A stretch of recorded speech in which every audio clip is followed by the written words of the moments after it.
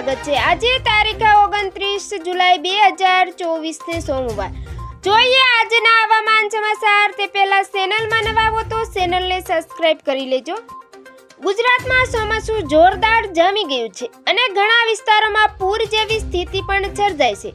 એવામાં હવામાન વિભાગ દ્વારા ફરી એકવાર ગુજરાતમાં સાર્વત્રિક વરસાદની આગાહી કરવામાં આવી છે।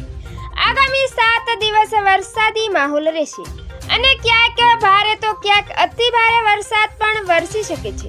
તેમાં ખાસ કરીને 2 દિવસ દક્ષિણ ગુજરાત અને અમદાવાદમાં ભારે વરસાદની આગાહી કરવામાં આવી છે। આ ઉપરાંત સૌરાષ્ટ્રના અમુક વિસ્તારોમાં અતિ ભારે વરસાદ પણ વરસી શકે છે।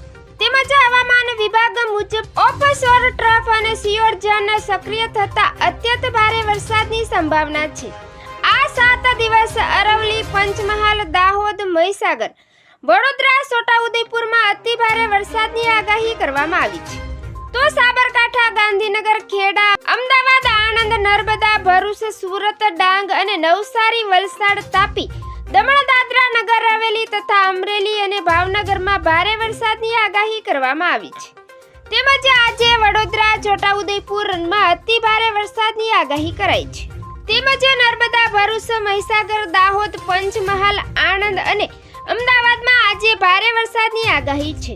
તેમજ અરવલ્લી, ખેડા, સાબરકાંઠા, ગાંધીનગર, નડિયા, કપડવંજ સહિત વિસ્તારોમાં આજે હળવાથી ભારે વરસાદની આગાહી કરાઈ છે। તેમજ સૌરાષ્ટ્રના અમરેલી, ભાવનગર, બોટાદ, પોરબંદર, જૂનાગઢ, જામનગર, રાજકોટ, મોરબી, દ્વારકા સહિત વિસ્તારોમાં આજે હળવાથી ભારે વરસાદની આગાહી કરાઈ છે।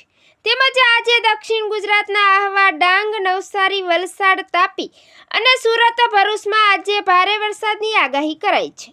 તેમજ આવતીકાલની અપડેટ જોઈએ તો આવતીકાલે પણ રાજ્યના ઘણા વિસ્તારોમાં ભારે વરસાદની સંભાવના છે, જેમાં સૌરાષ્ટ્રના વિસ્તારો ભાવનગર, પોરબંદર, જૂનાગઢ, અમરેલી, જામનગર તેમજ બોટાદ, મોરબી સહિત દરિયાકાંઠાના વિસ્તારોમાં આવતીકાલે પણ ભારે વરસાદની સંભાવના રહેલી છે।